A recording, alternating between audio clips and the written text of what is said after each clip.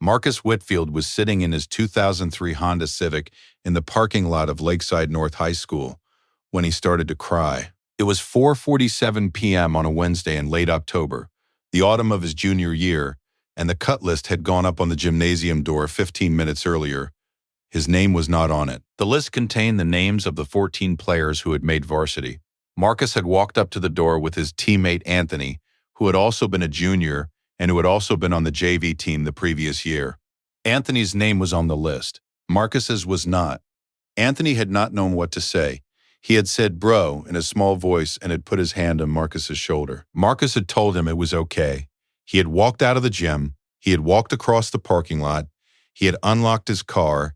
He had sat down in the driver's seat. He had closed the door. Then he had cried for approximately 11 minutes, with his hands on the steering wheel, the way 17-year-old boys cry when they have been told something about themselves that they do not yet have any way to absorb. He had not started the car. He had not turned on the radio. He had not called anyone.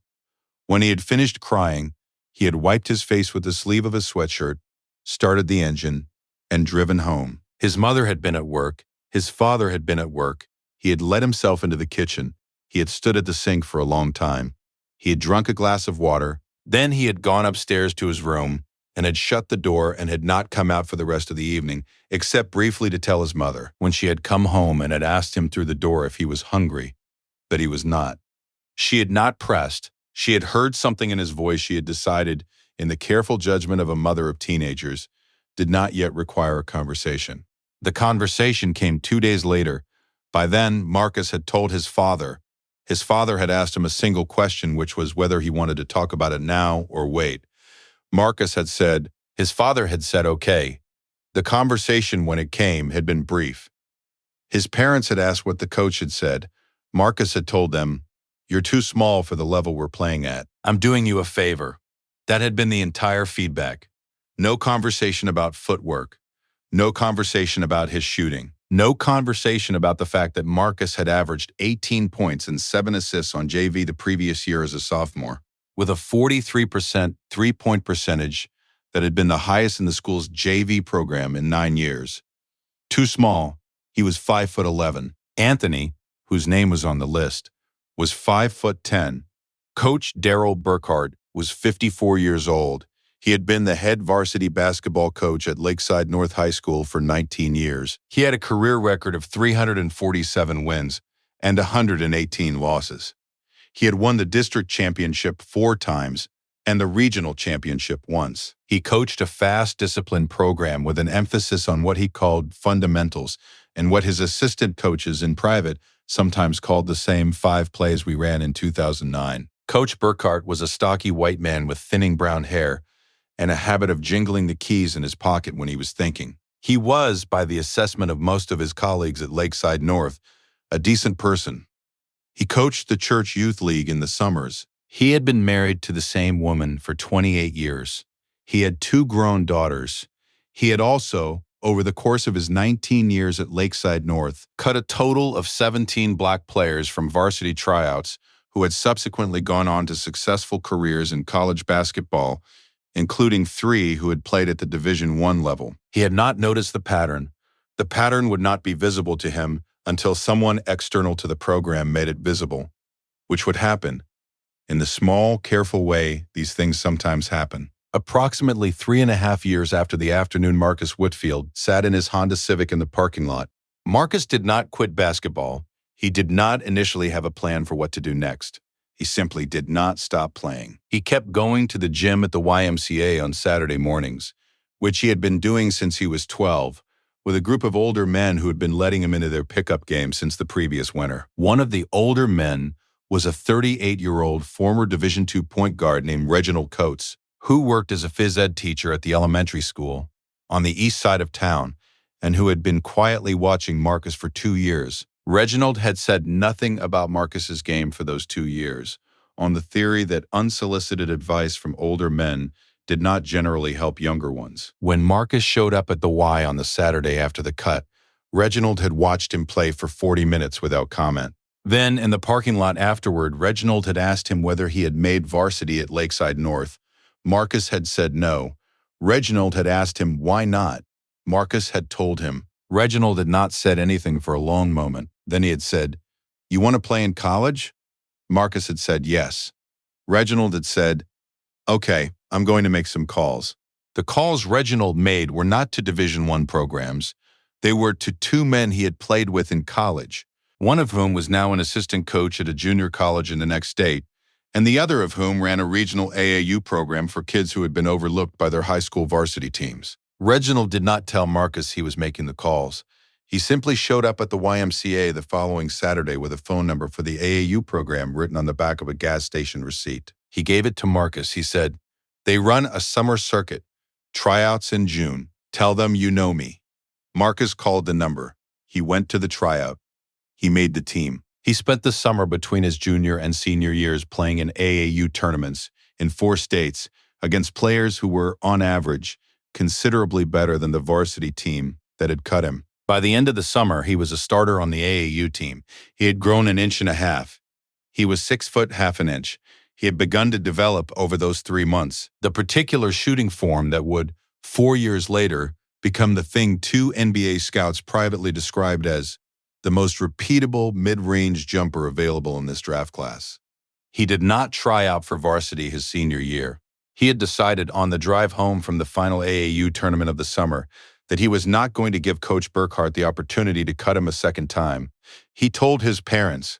They did not argue. He played senior year for a club team Reginald had helped him find, on Sundays at a recreation center 40 minutes from his house. He averaged 23 points and 6 assists.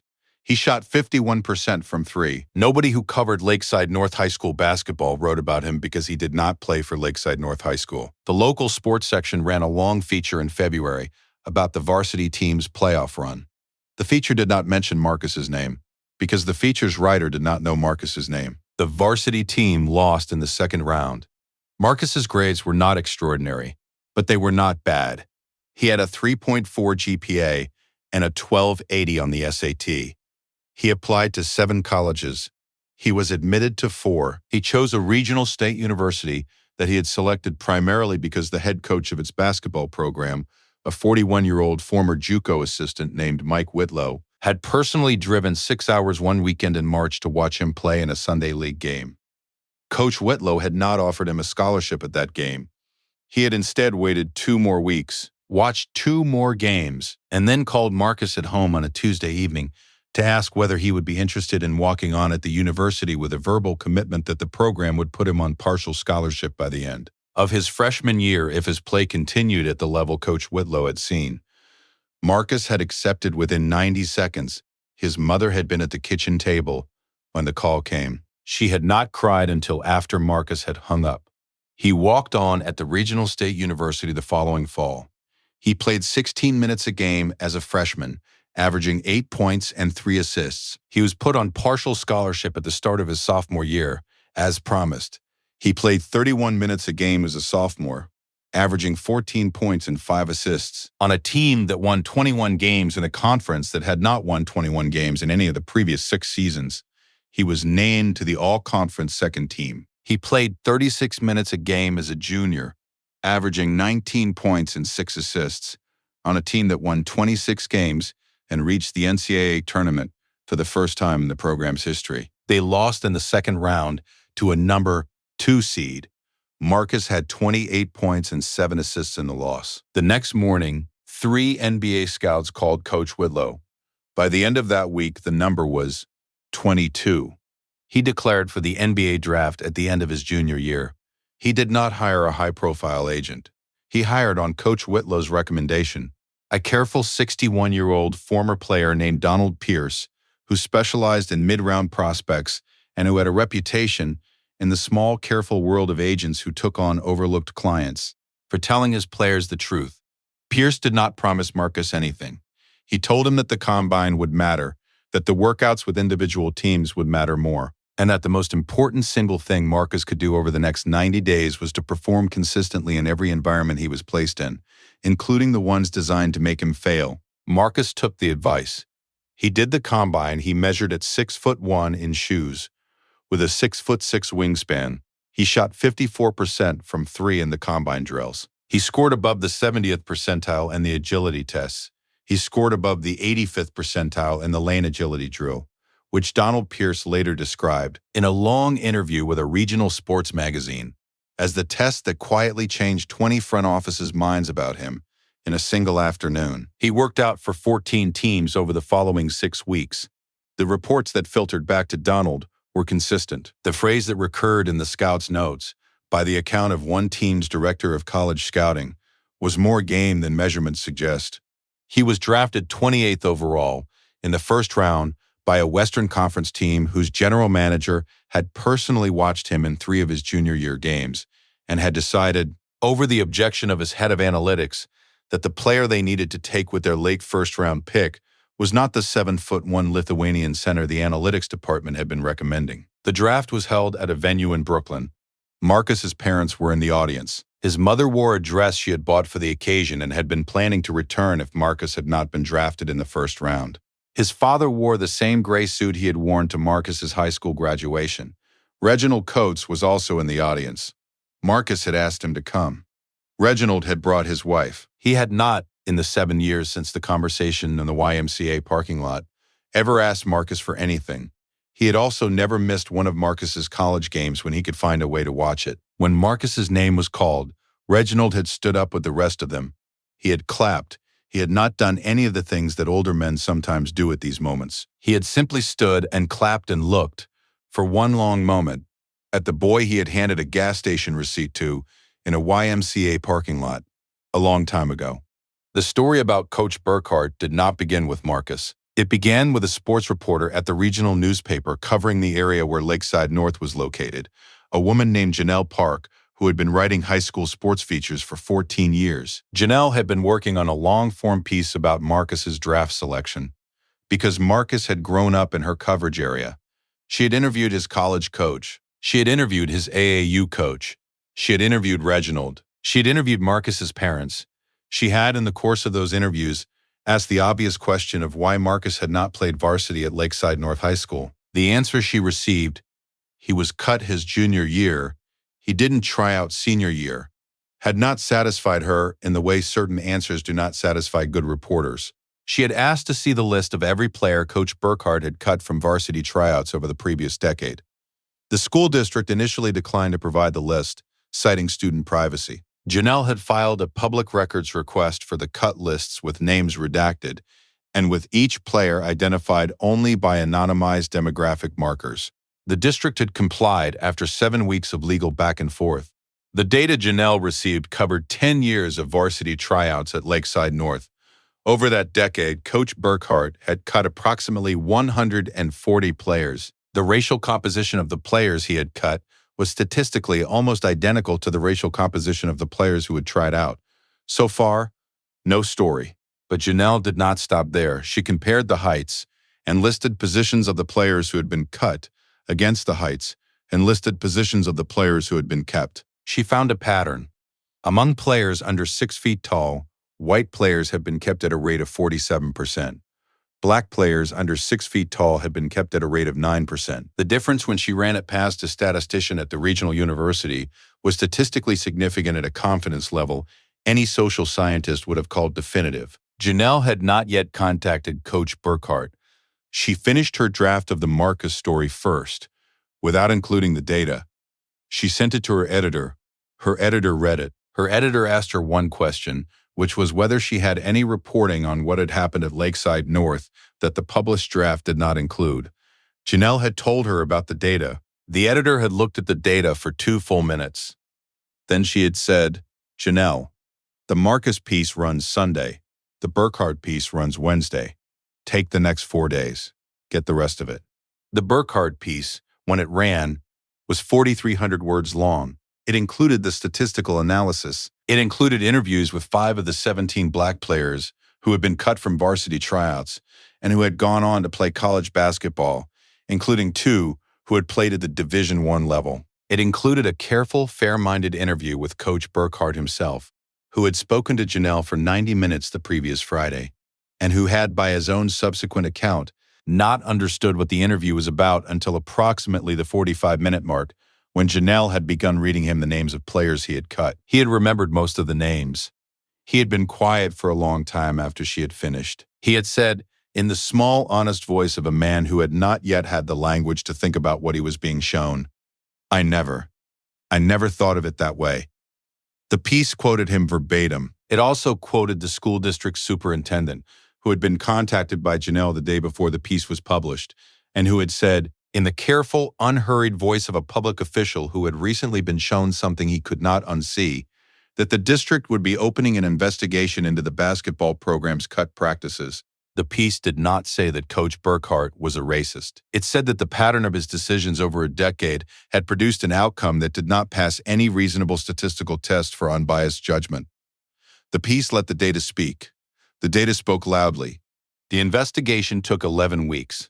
The investigators, a panel that included 2 former high school athletic directors from different districts and a sociologist from the regional university, concluded that Coach Burkhart's cut decisions over the previous decade had been, in their phrasing, systematically influenced by an implicit standard regarding the perceived ceiling of undersized black players that was not applied with equivalent rigor to white players of similar physical measurements. The panel did not find that Coach Burkhart had acted from conscious malice. The panel did find that the outcomes of his decisions had been racially disparate to a degree that no reasonable program could continue to defend.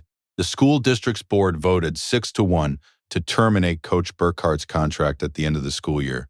He was given the option to resign in lieu of termination. He resigned. Coach Burkhart did not attempt to coach at another school. He took a position selling commercial insurance in the same town he had lived in for 30 years. He coached the church youth league for one more season, during which he made several changes to how he ran his tryouts, after which he stepped down from that as well. He did not, in the years since, attempt to defend himself publicly. He gave one interview 2 years after his resignation to a small podcast hosted by a former Lakeside North athletic director. In the interview, he was asked whether he believed he had been treated fairly by the investigation. He had thought about the question for a long moment. Then he had said, I think the data is the data. I don't know what to do with it except believe it. I cut a kid who turned out to be an NBA player. That's on me. The rest of it, the other kids, I think about them more than I thought I would. He had not said anything more. The interviewer had not pressed him. The episode had been heard by a few thousand people. Marcus was in his second NBA season when the Burkhart investigation concluded. He was averaging 11 points and 4 assists for a team that was on its way to a Western Conference semifinal. He was asked about the investigation by a reporter after a game in Phoenix. He had thought about the question for a moment. Then he had said, that's a question for the people who did the investigation. I'm focused on the next game. He had not said anything else. The clip had gone viral anyway. In the way clips of professional athletes refusing to escalate stories sometimes go viral, with commentators on both sides reading into Marcus's restraint whatever they wished to read into it. Marcus had not engaged. He had played his game. What Marcus did over the following 4 years of his rookie contract was build something he had been thinking about since approximately the 8th game of his rookie season. He used the modest endorsement income that came with being a first-round pick. Not the franchise player kind of endorsement income, but enough to fund a small foundation he established in the same town he had grown up in. The foundation ran an off-season basketball program for high school players who had been cut from their varsity teams.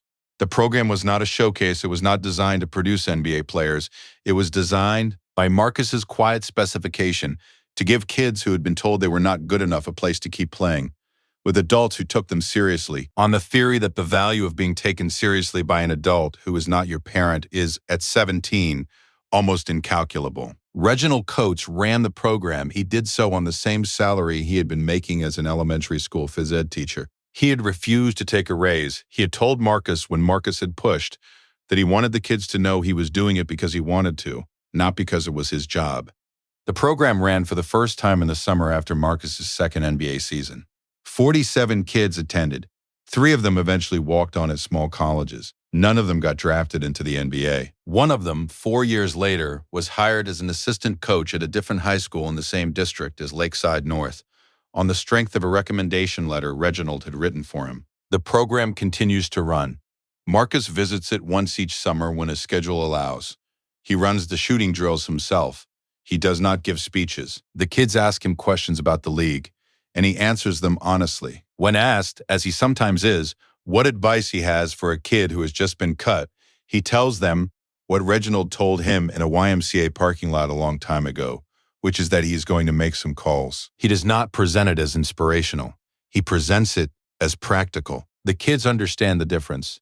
They are, by virtue of being 17 and having recently been cut, considerably more practical than most people give them credit for. Marcus knows this. He was, not long ago, one of them.